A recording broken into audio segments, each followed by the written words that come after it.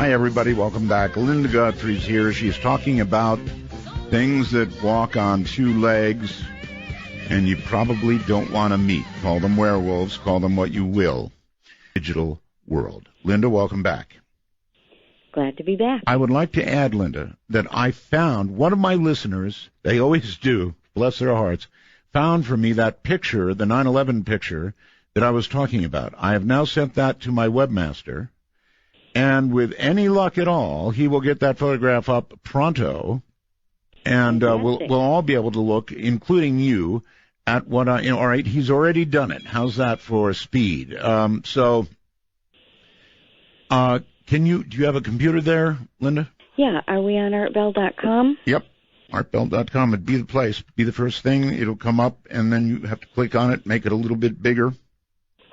Mm-hmm. Damnedest thing you ever saw.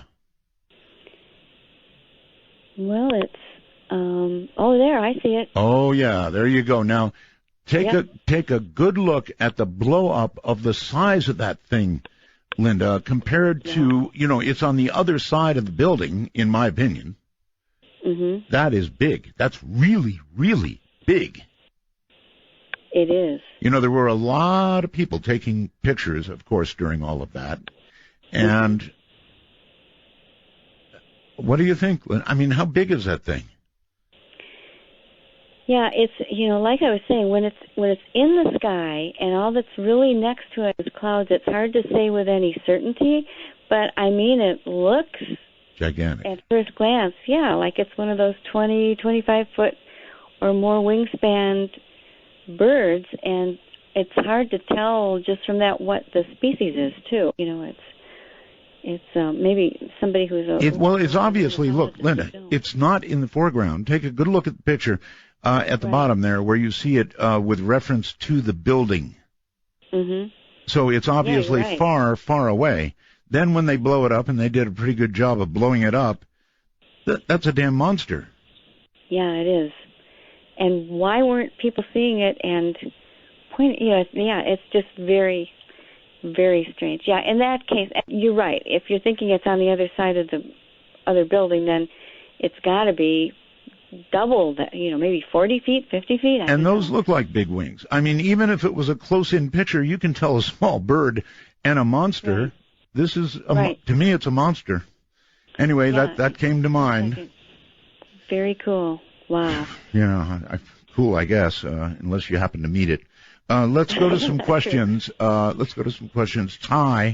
on Skype. You're on the air with Linda. Hi. Can you hear me? I do. Yes. Mm-hmm. Okay, great. I just wanted to ask Linda if she had any comment about the Naldushi, the Navajo legend. Mm-hmm. Yeah. Also known as skinwalkers. I just wondered if you had studied that at all. Yeah, quite a bit. The Naldushi is the Navajo name is, I think it actually means something like it goes fast or it goes on 4 feet. And it's considered, I know Native American people who will not even say that term out loud for fear of drawing its attention to them. But it's supposed to be something that is considered sorcery by the other people, and it does really bad things when it goes out. Normally that's what it's supposedly sent out on bad errands by those who create it. And every tribe seems to have its own version. For instance, the Canadian Cree have what they call the bear walker. And in this instance, there will be a bear that goes forth. And there was a bear walker curse put on one of the Michigan colleges not too long ago when there was some argument over some remains that needed to be repatriated to that particular tribe. And I've got this in my Strange Michigan book that I wrote. You'd think that these things are from another century or that nobody's practicing them anymore, but from what I understand, they are out there. And people who feel that they've been visited by this will describe something that looks different than the usual dogman, canine type of thing. It's what we were talking about earlier with the red glowing eyes, the supersized height. It often does things like stare in windows at people. track them around at night. Usually it's a very dark in color, has shoulders. It will show hands, and sometimes seems to go to sort of take pains to show that it has hands, laying them right on the windowsill or where the person can see them. So it does have some humanistic features compared to the normal canines that we see. Very interesting. And we're really glad to have you back, Art. Thank you. Thank you so much, and take care. That's on Skype. Let's go to the phone, and I think Seattle, Washington. Hello there. Hi there, Art. Listen, I don't know too much about werewolves, but what I've been listening is very interesting, and it brings to mind a theory of mine. I'd like to ask Linda what she thinks of it. Is it possible that what some people might be thinking they're seeing as werewolves are maybe just drunk Italians? Drunk Italians? Yeah. Well, I don't think that there's any one nationality or even human connection to most of these creatures. And, I assume that you're being facetious. Well, he's being a creature, not a very nice one either. Yeah. I happen to like Italians. I have a lot of Italian friends. I've just heard walks on two legs and is really hairy, that kind of stuff. So, that's what I usually get is, no, that was my brother-in-law or something like that. At least it wasn't your sister-in-law. There you go. Okay, let's go to Washington, Georgia. Hello. Hello, Linda. Hello, Art. Hi. Hi. I saw a creature when I was camping in Pennsylvania. I don't know if you're familiar with that area at all. Somewhat. I get a lot of reports from there.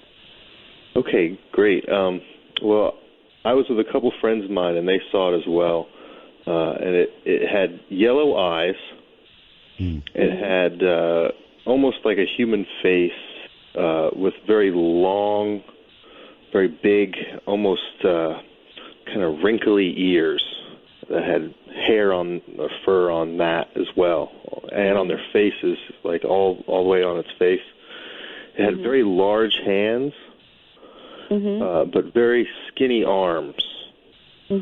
And it also had, I noticed that its legs were, like the knees bent backwards, like hyperextending, in a way. And classic description. The most disturbing thing about it that I didn't hear you comment, that still haunts me to this day when I think about, is its head movement. It kind of moved its head almost like a pigeon, in very kind of darty, very quick head movements. And it's funny you should say that, because I just recently had somebody write me the same thing. They said it was, as they looked at it, it was moving its head sort of back and forth as if it was kind of trying to measure when was the best time to pounce. And when I saw this, it was maybe about 2 feet away from me. And I don't think it knew I was there, because I was sleeping in a Volkswagen van. And it was in a campground called Otter Lake in Pennsylvania. And there was a couple of hunters that were up fairly late by the fire. And it seemed to be very engaged in what they were doing. And it was paying a lot of attention to them, peering its head around at the campers very, suddenly. And at first I thought it was another camper. And, when my eyes adjusted and I saw it was, I was absolutely terrified. And for the rest of the night, me and my buddy just, cowered in the van, and we even called the state police, and, they acted like they didn't know where we were and thought we were drunk. Wow. How did they treat you? Basically, they kind of laughed and said, well, we have no idea where that is. We wouldn't know how to get to you. We suggest you stay in the car. And that was basically it. Not very helpful. It's the usual reaction. I actually have had 2 sheriff's deputies from a nearby county here approach me not too long ago to tell me that between the 2 of them, they had seen 4 different upright dogman-like creatures over the past couple of years. And their official thing they were supposed to say when they went out to check on a place was, I went there and I didn't see anything. Mm-hmm. But yet they will come privately. And now you're going to think this is going to seem like a setup, because I happen to have in my lap one that I got just this last month from a deputy sheriff in Frederick County, Virginia, who actually saw what I was just telling you about. And when he described it, he said he originally thought it was a bear with mange, and then he noticed it had a curled-up, long hand paw with curled-up-looking claws that brushed it. He saw it brush a tree, and he felt every hair go up, telling me to leave it and would be okay, so he left. But he said the thing was that its head looked like it was twitching constantly, which is exactly like what you said. And he said the claws I will never forget. They were upturned monster claws on long hand paws. Remember I had said elongated paws is one of the things that they have. And this is from a deputy sheriff. Wow. Okay. And another thing, I heard it. I don't know if it was related, but I heard a very weird call. It was almost like a two-toned, like a scream and another call all within one. And I don't know if that had been reported as well, or if you've heard anything about that.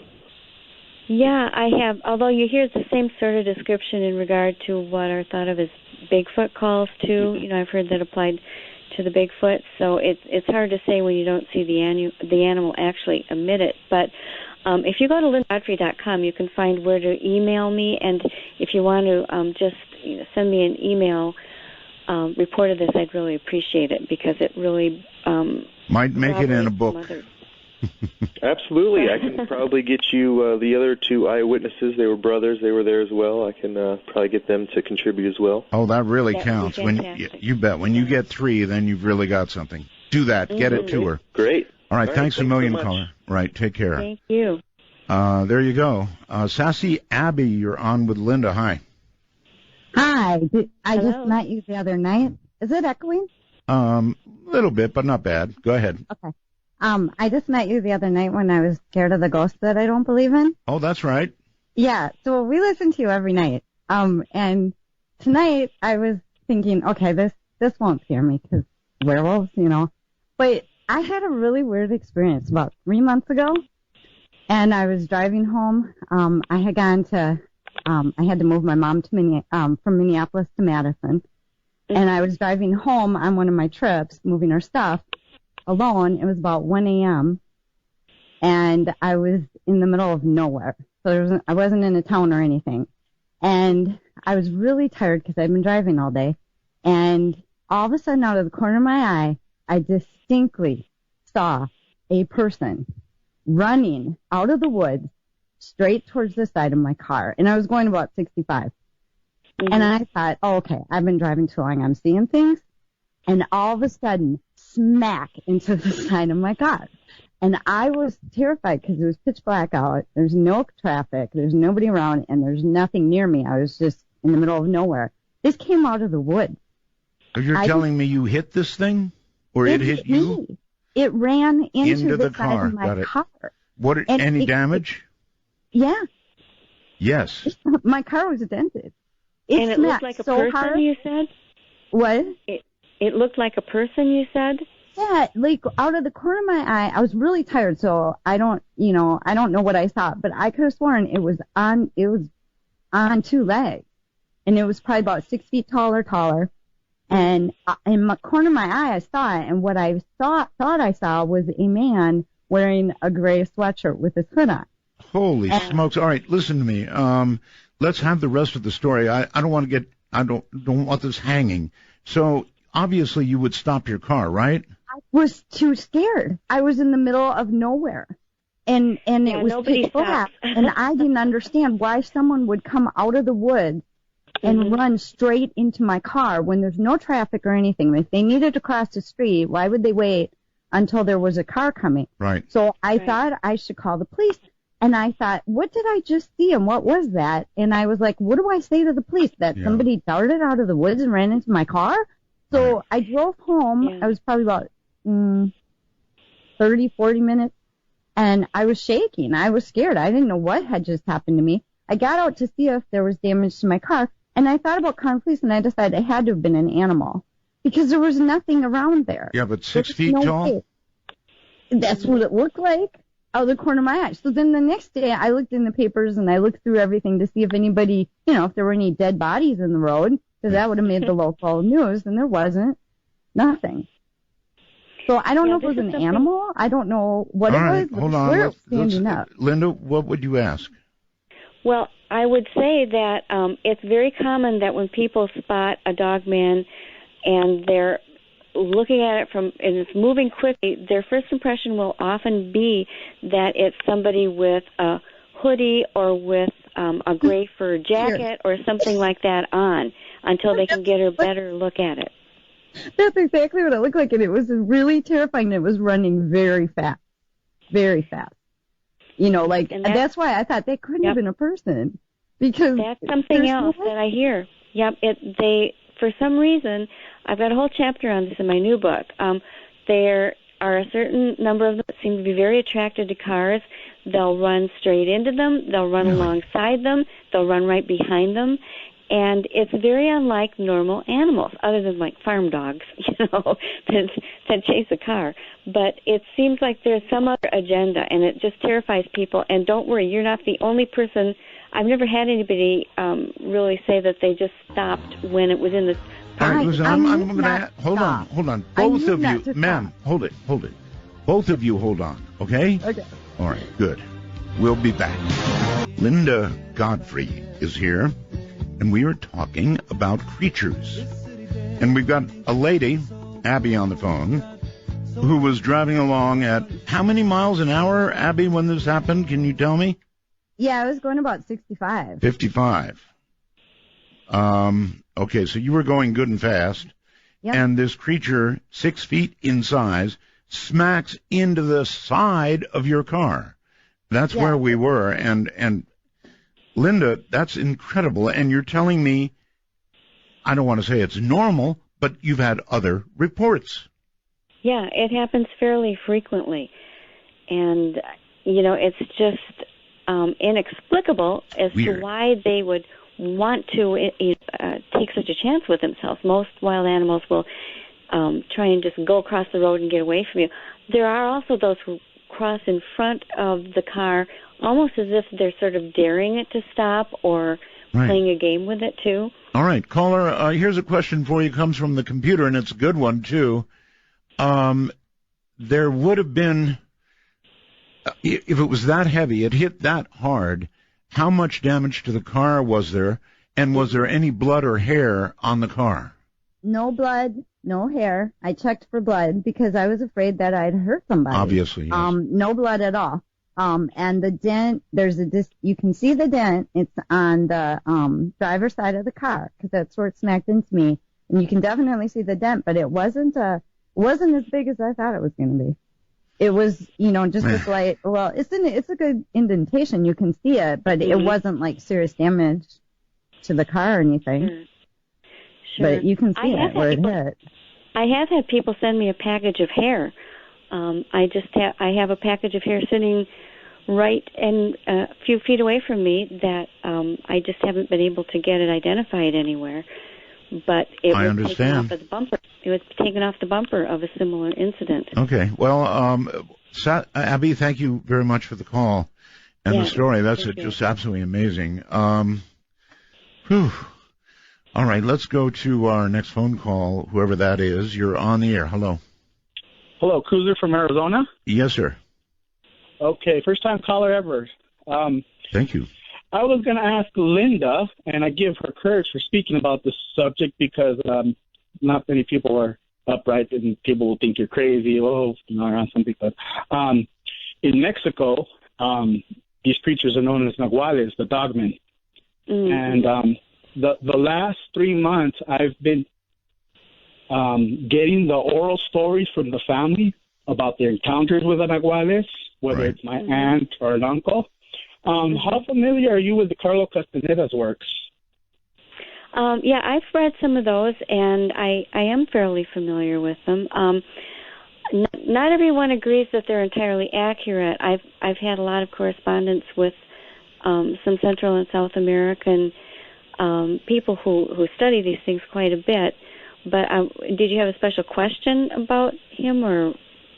No, it was just that because he talks about the being able to become a creature, and I got somewhat tie that to that, and just talking to my family and I've got them on camera talking in Spanish about what they've seen.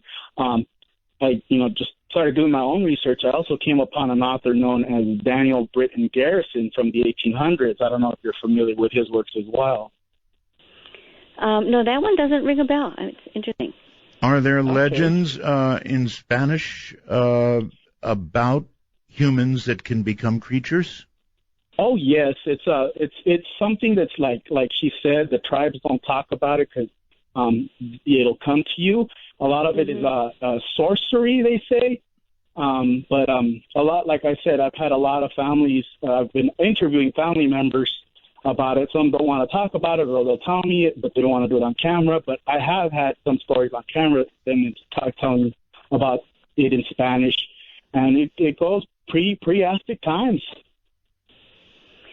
So yeah, it's very, very widespread. I know another, I think Central American name. I can't remember exactly which country, but it's known as the lobizon. Is another term, and it's quite widespread. It's all over North and South America. Duncan in New Zealand says, Art. No, that's a wrong one. Gary in Czechoslovakia. My goodness. He says, I'm Hopi on my father's side. The spirit world is not paranormal. It is simple reality.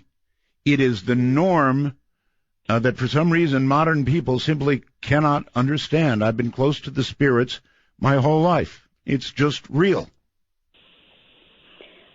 I don't disagree with that. I mean, whether you take it from a certain religious view or from the many physicists that are coming up with actual plausible scientific explanations for the idea of other worlds. It's just not the everyday reality we perceive with our five senses. No, it isn't. And there are psychological explanations for a caller we had earlier. On Skype, Trey, you're on the air. Hey, Art. Hey. Greetings from your STEAM group. Thank you. I was wondering if Linda had any plans on talking about the Mothman or any future stories she would do about that. I think we could probably encourage that. And I'd also love a whole show on that, by the way. Well, we don't have a whole show left, but Linda, what about Mothman? A lot of people have a lot of interest, like this caller. Yes, yeah, that's a really well-known and popular topic, and it should be. It was very well studied by the late, great John Keel, who sort of actually moved into the area for a while. And if you read he wrote the Mothman Prophecy, and has written about it in quite a few other places. And the interesting thing that not many people realize is that there was a lot more going on there than these giant, strange, bird-like creatures. There were hundreds of UFO sightings that he personally investigated, and also men in black were appearing. It was a whole combination of phenomena that took place in this area over that time frame. So I think it's a much more complex thing than just the Mothman, the one. And sadly, I guess the man who created that Mothman statue that's become sort of, or a sculpture that's become sort of iconic right down in downtown Point Pleasant, where they have the festival every year, just passed away, I think in the last week. But and maybe that's bringing that the thought of that story to a lot of people's minds. But yeah, there are lots and lots of witnesses. There are many other materials. There are some really great photographic books that have been brought out recently about it. If you go looking, you can find a lot of interesting material. Did you have any special question about it, or one certain Yeah, angle? actually. Do you think this is something sort of spiritual or otherworldly, or do you think this is maybe an alien thing? I mean, what are your opinions on it? Well, I tend to go more toward the otherworldly thing than straight out other planet alien, just because all of these creatures, even when they're composed of different parts that shouldn't belong together, they're still recognizably, in most cases, earthly type animals. It's a mothman which has bird wings or a long beak. The giant birds are obviously versions of the smaller birds. The dogmen resemble wolves, whereas I would think if they were coming from some far-off quadrant of the galaxy, they would look more unrecognizable. Not that we don't have those too. It's just that that's another subject. We do have grays and reptilians and all these other things that people describe seeing, but they're not quite the same thing in my book. How often? I've got a caller. Thank you. Anything else? Yes. I was going to ask if she found this to be some sort of harbinger for things, or if we moved away from that perception of it.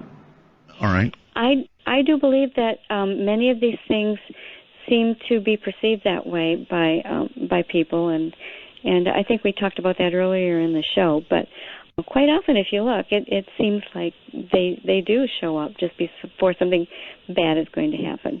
All right. How about this? I have heard you now mention any number of times a UFO report connected to a nearby sighting of one of these things that we have talked about. Mm-hmm. So how frequently does that connection get made? Fairly often. That was another thing that I've explored in my forthcoming book. I've been really, really looking at this. And it ties into the idea that a lot of people like to believe that especially Bigfoot, possibly Dogman, are actually aliens, and that they're either piloting the UFOs, or that they're sort of left out as agents or pets, or there are all sorts of different theories. But very, very often, where you've got especially a flap area or a hot spot of sightings, mm-hmm. you will also find UFOs or spook lights and or other types of strange lights. And it's kind of like the Skinwalker Ranch in Utah, where they had the whole panorama of things happening. And I actually had a UFO experience myself in this very field I was talking about earlier, where we've been finding the enigmatic footprints and having deer carcasses mutilated and all that sort of thing. I interviewed Robert Bigelow. Really? Yes. I would like to do that. Yes, he's a rare catch, to be sure. Bob and I are actually kind of friends. He's an amazing guy, and what went on up at that ranch is nothing short of amazing. I actually think that what happened at that ranch closed a chapter for Robert, and he moved on. He's now very much into space. Putting hotels into space. He's got contracts with NASA. He's really turned a corner. But I think with that ranch, he answered some questions, Linda, and I think the answers are amazing answers. And he just I would like to know those answers. Did he share that with you? Not in every case.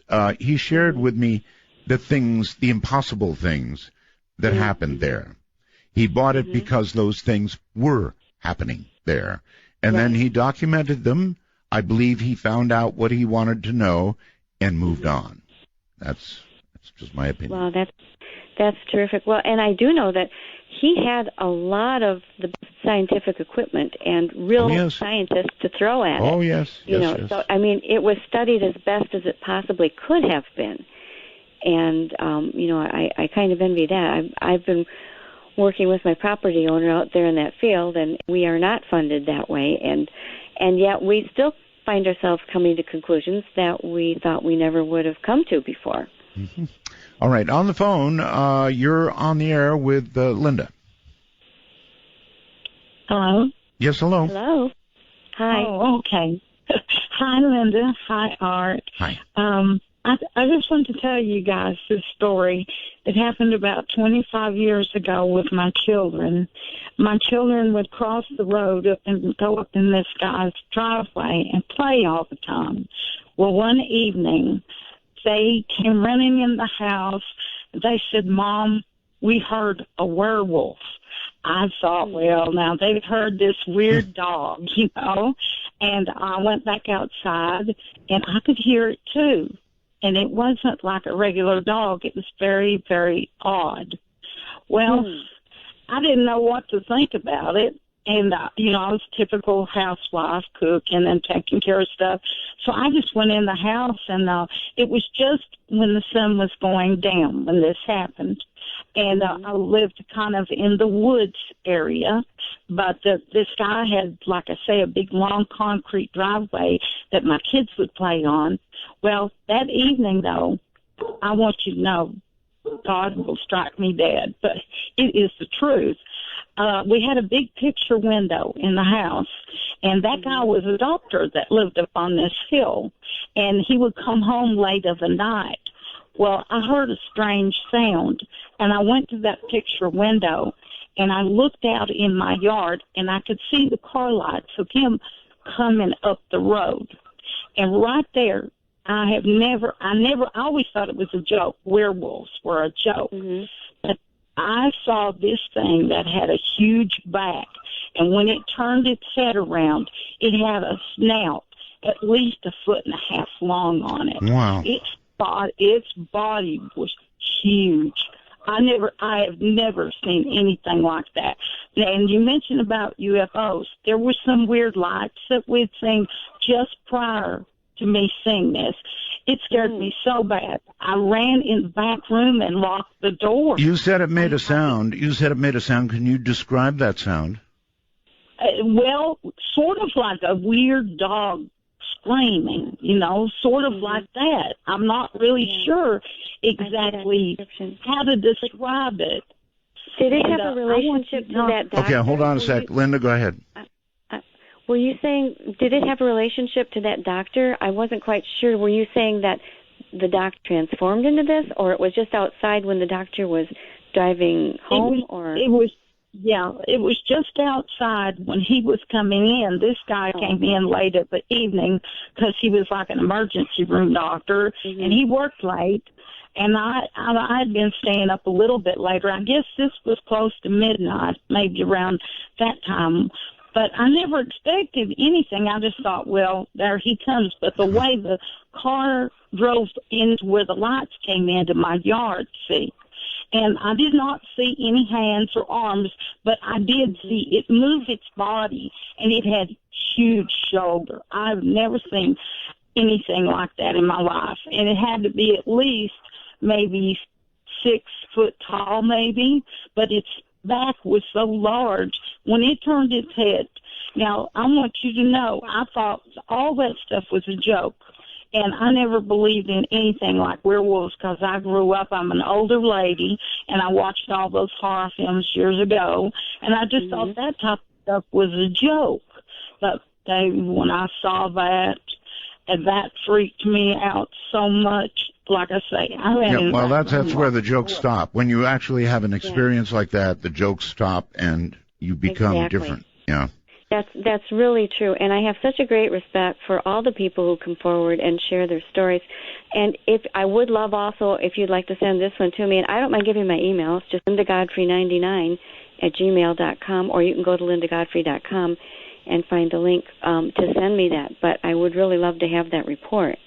We've had actually a pretty good number of pretty good reports, short the Italian tonight.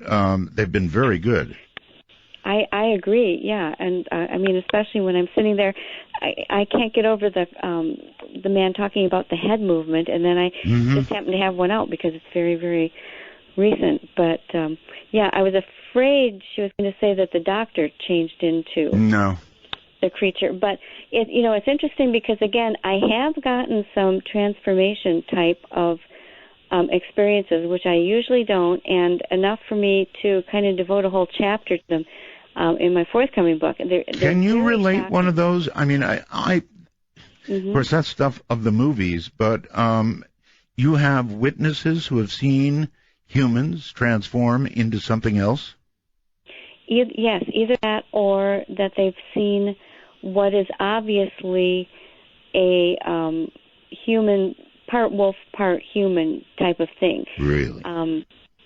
That is, yeah, really. For instance, there was one woman who, she and a boyfriend were walking through a Los Angeles park about dusk, and there weren't many people in the park at that time, and there was a jogger coming toward them, and it ran right straight up to them, and she felt actually kind of nervous, like she was trying to make her boyfriend move farther out of the way from this jogger. There was something about him, and he got closer, and it was a human body in a jogger suit, but with a complete wolf head, and it was breathing hard enough that she could see it wasn't like a mask or a rubber over the head type of werewolf costume. Yes. And it just looked at them and then leaped completely over a park bench and ran down to where there was sort of a tunnel under this bridge sort of thing. Okay, for a lady who started out the show by saying werewolves aren't real, it seems to me like you're pinning down werewolves as being real. If I saw a human transform into a wolf-like creature, particularly a really big one, big teeth, maybe red eyes, it's a werewolf. And if it isn't a werewolf, not sure I want to know what it is. Either way, I don't want to know. We'll be back. Here I am, and Linda Godfrey is my guest. Our landline number, area code 952-225-5278. Skype at MITD51 or internationally MITD55. And here, Linda, is a description from somebody in Minnesota of what they claim was a sound of a werewolf. At first, it sounded like a woman coughing, then turned into gagging and transmuted into a dog-like howling and very loud, horrifying howl. Couldn't sleep right for months. From Minnesota. I have to say, I've also heard Bigfoot screams described the same way as that.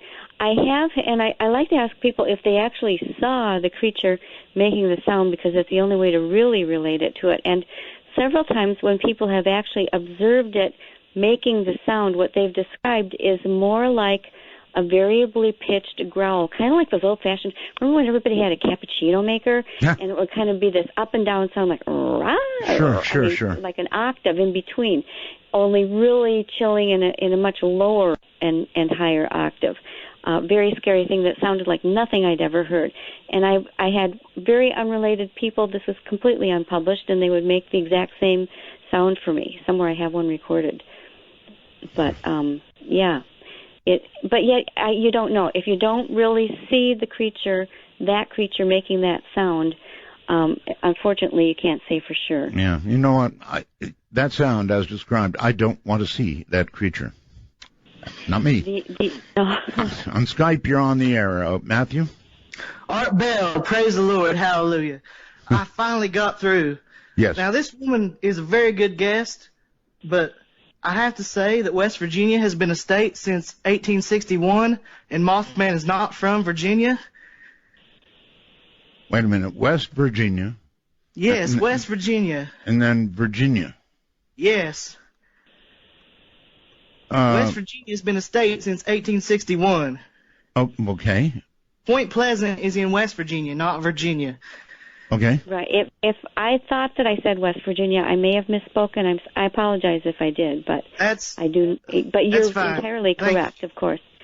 But I have to say, werewolves are very real, Mr. Bell. They are satanic influences, and the werewolf call sounds like the cry of the unborn baby whose blood these people have been baptized in, and the mothers who never got to hold their baby.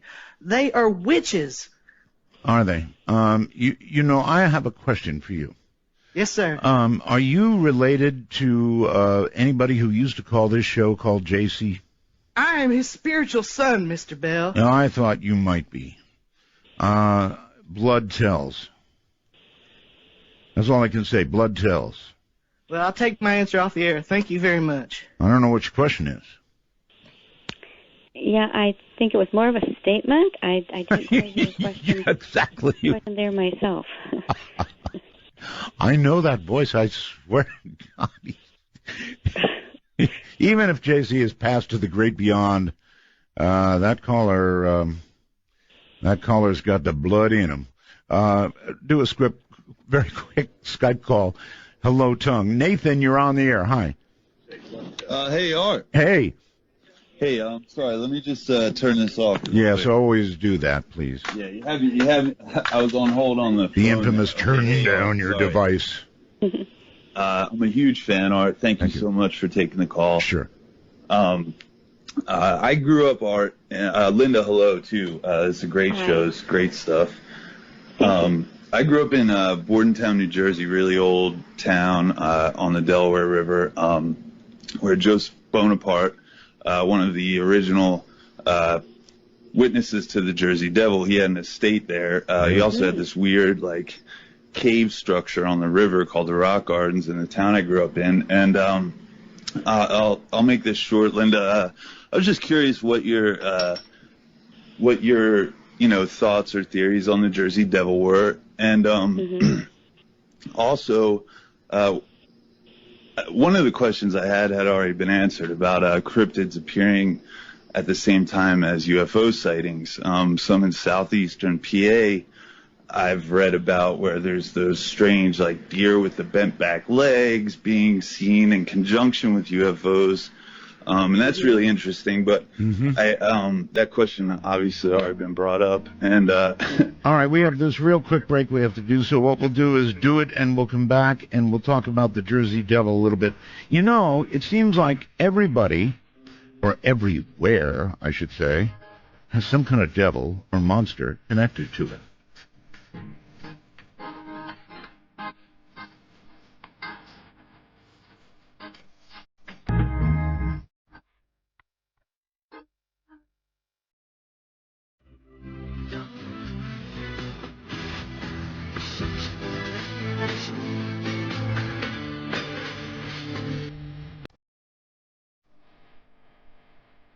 Hi, I'm Asia Bell, and it's very late, so I'm sleeping now. But you're awake, so call my daddy because he's awake too. The number is 1-952-225-5278. That's 1952. Call Art. And that's Asia. All right, Linda, welcome back. I want to remind everybody I have found Madman Markham. He'll be here tomorrow night. Linda, it's great to have you back, and boy, we've been through a lot tonight. A lot of really good calls. I'm very impressed with everybody. Let's go to Nathan. Nathan, you're on with Linda. Hi. Hey, thanks for having me back on, Art. Okay, you're breaking up a little bit, so. Okay, I'm sorry. That's all right. Just get good and close to whatever your device is. Okay, it's this tablet here. Okay, well, you find the little hole in the tablet and you're talking to that. Sorry. Is that better? Much better, yes. Okay. Sorry. Again, thank you again so much for having me, Art. I've been obsessed with the Jersey Devil since I've been a kid, obviously, growing up. Right. In the town that he'd been spotted in. And that's a very interesting thing for me. I'd love to hear what Linda has to say. But also, just out of curiosity, I'm wondering why there aren't more if there are cat creatures or more cat-like creature sightings. That'd be really interesting to hear. I know there's a lot of dog creatures and whatnot. But yeah, I'll take my question off the air, and thanks again for having me, Art. Sure. You bet. Thanks. Shout out to Bordentown, my dad John, who I experienced lost time with, and turned me on to your show, and my uncle Bob, and keep it weird, New Jersey. I love you so much, Art. You're a huge influence in my life. It's so great to hear you back on the air. Thank you, my friend. All right, well, there you have it. The Jersey Devil. I have no idea. What is the Jersey Devil anyway? The Jersey Devil is, it's actually a really famous cryptid, although it's very hard to pin down exactly what it looks like. And it's kind of confusing because it's supposed to have started with this old legend dating back to 1735 where a woman had one too many children and cursed it, and it turned out to be a demon that ate the family and ran into the woods. That's one version. There are different versions. And then it surfaced again not until almost 200 years later in 1909, went into Haddon Heights and 30 different New Jersey communities. And in Haddon Heights, all the passengers on a city trolley saw the creature at the same time. Policemen saw it. The fire departments were shooting it with water hoses. And it was said to look kind of like a kangaroo with wings, and it would fly up onto houses and leave footprints shaped like horses' hooves. So it was this really, really weird thing, and not so much doing destruction as, well, pets and farm animals would go missing, basically, was what happened. And then it sort of went away again. Supposedly it still shows up now and then. I know people from the area who study it at great depth, and they say there are still some sightings of it. But I don't know if the gentleman also wanted me to address the cat-like creatures, because that is something that's much lesser known, but does happen. And I talked about that in the Real Wolfmen book. I started getting reports, especially out of California, out of something that I call the Doberman lynx, because it seemed to be, and especially seen around the canyons around L.A. for some reason, where it looks kind of like part bipedal lion combined with these high ear tufts and some of the facial features that remind people more of like a Doberman, which is really strange, and I'm not sure what to make of it. I don't know if it's just some strange special dog breed that has cropped up there. But then you go into the southern states, and there's a very widespread legend of something called the Wampus cat, which is something like, again, a mountain lion walking upright that has a blood-chilling yowl and screams, and again goes back to a very ancient legend that may or may not be connected with modern-day science. The only cat I ever saw, Linda, I drove for 10 years between here and Las Vegas. One night coming down the mountain on the Vegas side, this thing walked across the street. It was a mountain lion, I'm sure of it, pretty sure of it. It was gigantic, and I'm telling you, Linda, it covered both lanes. It was only one lane going each direction, and I slammed I was doing 70. Wow. Slammed the brakes on, went every way but sideways, and I missed the thing, thank God, but it scared the poop out of me. I don't blame you. Yeah, they're scary. I'm much more afraid of those than Bigfoot or Dogman. When I say big, it covered both lanes. It was that big. I wasn't going to miss it unless it moved enough, and it did, thank God. Yikes. Yikes is right. All right, let's go here to the telephone, and I think Florida. Hello. Hi. I want to ask your guest if she's familiar with the story. I've seen several stories this summer about sightings in the Milwaukee area of some sort of big cat.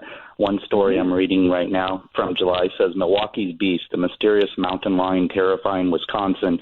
Can you give us an update on what the latest on that is? And then second question, have you ever, I know you did a book on ghosts, have you ever seen a ghost? And what is your feeling about the credibility of EVP recordings as evidence? Do you think that's credible or not? Okay, that's quite a wide range. It is.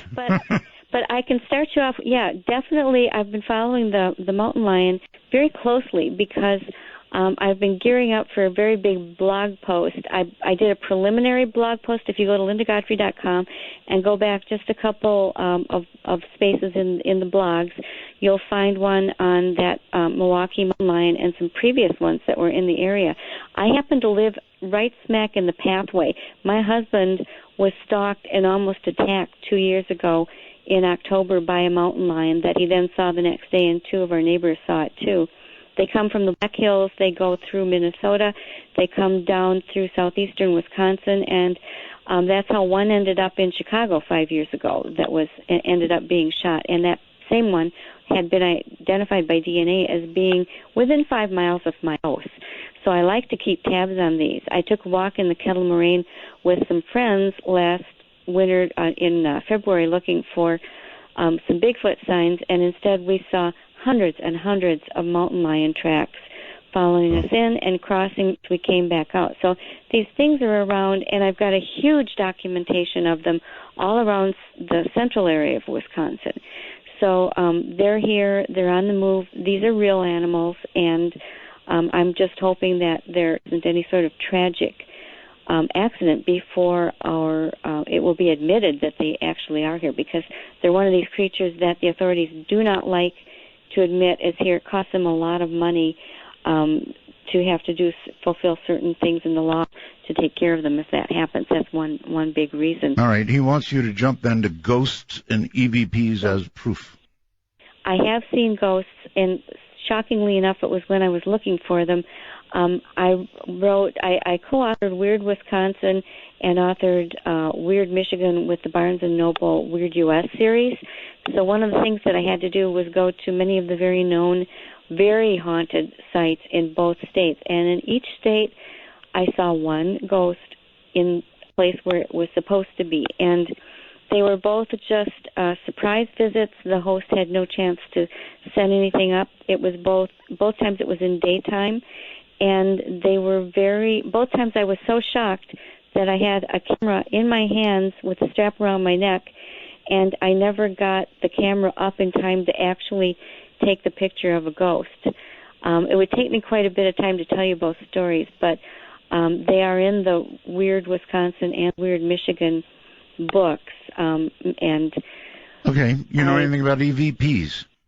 EVPs scare me even more than mountain lions, and I've heard some really good ones. I don't know for sure what they are, but I think there's some credence to the idea that there are things floating in some other reality. I'm not sure if they're from actual dead people or if they are other entities I don't know that are pretending to be dead people.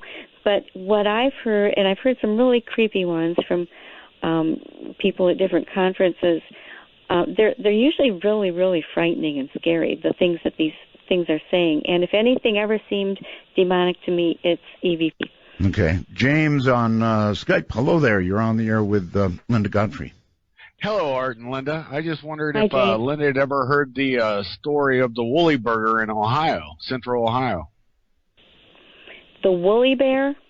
Woolly burger. Burger? Yeah. Woolly burger? Yeah. Does that come with fries or? No, it's the last name of the gentleman that it's a werewolf story. Okay. And there was a gentleman that there's a town called Darbydale. A lot of people will call it a Bigfoot, but it's not because they don't know. Anyways, the remnants of his home, which is brought from Eastern Europe, you can still see a couple pylons that are in the creek. It's called Hell's Branch. And what ended up happening was a bunch of the people started dying. Well, they figured it out that it was Woolly Burger, and they destroyed his home. So most of the homes along the river have parts of his old castle. So you're telling me you're telling me this is a guy named Willy Burger. Yeah. Right. Yeah. Okay. And he transformed into what? Into a werewolf. A werewolf, and killed people. Yeah, and so he was killed. They shoved a rock in his mouth, and there's a cemetery called Woolly Burger Cemetery after that. It's not Willy, it's Woolly. Woolly, I'm sorry. All right, Woolly. What is that near? Do you mind my asking? Yeah, what that it's by is? the town Darbydale in Columbus, or outside of Columbus, Ohio. I grew up there. That's why I know this. Oh, okay. Near Columbus. Okay. I've had a long-standing werewolf habitation or wolfman habitation situation going on not too far from Columbus, and I found quite a few sightings in Columbus. And I'll also say that Wisconsin has the same sort of historic background to what they called the werewolf, or we now call werewolves, where you have these German immigrants who bring these cultural tales and cultural beliefs with them, and they seem to manifest here as well as they did there. Exactly. It's lycanthropy. And that's what I'm saying. Anyways, he still exists. I have an experience with him that I talk about sometimes, but it's a long story, and I'm sure you'd be bored with it. But please email it to me. I would love to see it. No, she's not going to be so bored. Email it to her, and it will not bore me. Your email is again LindaGodfrey99@gmail.com, or you can just go to LindaGodfrey.com. All right. Anyways, Bell Gab Roswell's art. God bless. Okay, thank you, Yo Belgab. Okay, let's go here to, I think, Kentucky on the phone. You're on the air. Mr. Bell? Yes? This is AR from your biggest and most loyal online community, Into Infinity. My goodness. Anyway. Welcome. Hello. I got a Bigfoot story from years ago, but I'd rather ask a question. Okay. That's okay. It is? People talk about why there is no bodies for Bigfoot or the dogmen. That's right. I've considered the thought that possibly they're intelligent enough that they don't leave bodies behind to be found. They either bury them, before. Yeah. hide them, possibly eat them. I just wonder what the guests thought about that possibility or theory. Well, I've heard that suggested before, and there's another thing too concerning the dogmen. Now, let's say you've got a dead Bigfoot. You find that lying there, this 8-9 foot tall like thing, and you know you've got something really weird. You find a giant dogman of the type that's usually called into me, and you would probably just say, wow, that's a really weird, kind of weird-looking big dead wolf. You know, you wouldn't think as much of it. I do believe that these things are seen and may be seen, and people don't know what they have. With the Bigfoot, people do believe, I've often heard it said that they think they probably take them and bury them, or just, remove them. Mm-hmm. My Native American friends say they go to their world before or as they, if they are going to expire, that's where they go and do it, and that's why we don't find the bodies from the Bigfoot. I don't know how to prove either one, but I think if you're going along with the partly but fully physical, partly but fully otherworldly creature, well, then it makes great sense that they would go to some lengths to remove themselves.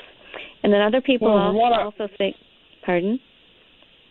I was going to say, from what I saw, it was purely physical. But this thing was definitely physical, but it was as solid as the pyramid set in. But right. And that's I was going to say, anyone that goes in, right. Anyone that goes into the woods knows you won't find a complete body. You'll find bones or scraps of fur. Or you're not going to find a complete skeleton of anything. All right. Especially not apex predators. You just don't find, dead bears or things like that lying around. Definitely not. All right. We'll squeeze one more in. Chris on Skype. Hey, how you doing, Art? Fine. All right, so this is a weird question. My buddy was in Iraq about 10 years ago, something like that. He always tells a story about he thinks he saw a werewolf, but this is definitely a female werewolf, right? Okay. How he knows this, it sounds gross. I don't know how to describe it in a better way, but he rescues dogs, and some of them aren't neutered, so that time of the month happens. Right. He said that this werewolf, it had like the female attributes. It had boobs, if I can say that. And it smelled. It smelled like that time of the month for a werewolf. Yeah. I don't know how to explain that in the right way, but he says he knows. It was on the side of the road, and they stopped on the side of the road, and it crossed like right in front of them. They were in a truck or something. Yes. And they got out of the car, and it turned around and looked at them, came back. He's saying 3 feet away, this thing comes up to him. And it stinks like so bad. He can't even, he's like, the only thing I could describe is a dirty dog, that he would get from a pound. I've got it. Listen, our show is ending here. But hate to rush you. Yeah, my question is, what does this smell like? You described a dirty dog, right? I said that earlier on the program too. A dirty dog in need of a bath, bad dog urine. Almost everybody knows what that smell is like. Yep. Yeah. Exactly. All right, Linda. Man, what a great show. Thank you very much. You have a website, right? Yes, lindagodfrey.com. That's my WordPress blog, and there's a page there with frequently asked questions, my book list, all kinds of things. All right. Well, thank you for the great education on things that I'd rather not meet up with, frankly, but it's been a great show. Thank you. Oh, it was my pleasure. Thank you so much for having me. You have a good night. Take care. What an honor to have you on. All right. That's it for this night. And again, you might want to pass the word. I've found Madman. He'll be with us for some period of time tomorrow night. I don't know. Madman is one of the world's unique individuals. Madman Markham. Till then, all the time zones around the earth, good night. Have a wonderful night. See you tomorrow.